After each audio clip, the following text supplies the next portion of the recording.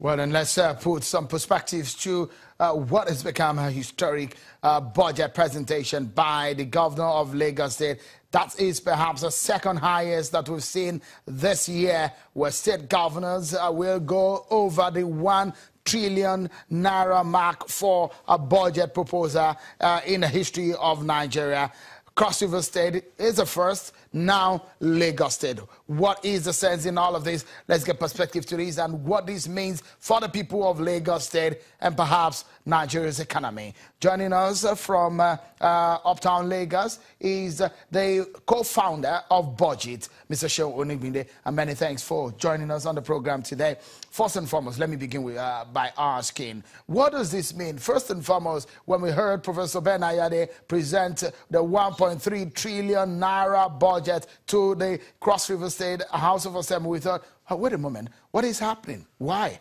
How will that happen? Now we're hearing and we're seeing the Lagos government having over 1 trillion naira budget. What is the implication? Yeah, it's a function of what state governments are dreaming and they are betting on. These are huge bets. Definitely the challenge is that for Cross River State, we don't even understand, because Cross River State budget went by almost 4 times in 5-fold to 1 trillion naira, 1.3 trillion. Nobody understands the rationale behind that.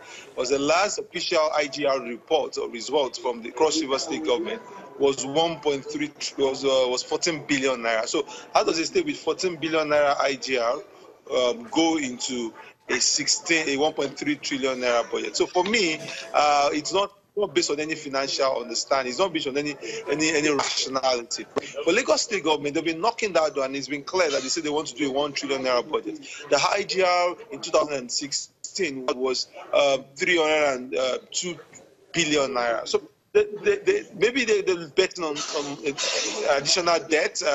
But I also even feel that on the realistic side, Lagos State does not have the financials to power a 1 trillion naira budget. But it's a budget, it's a statement, a wish list. But even if you have a wish list, you should not be planning to build castles in the air.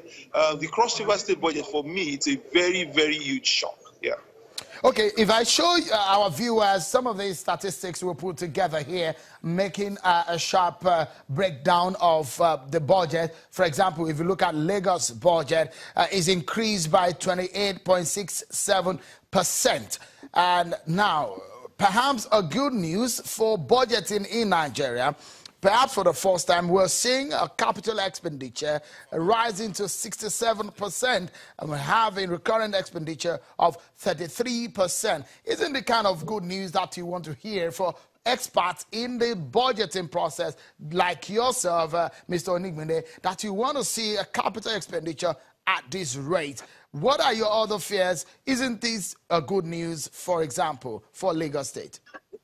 Yeah, that's the news you want to hear. You want the news that capital expenditure is rising.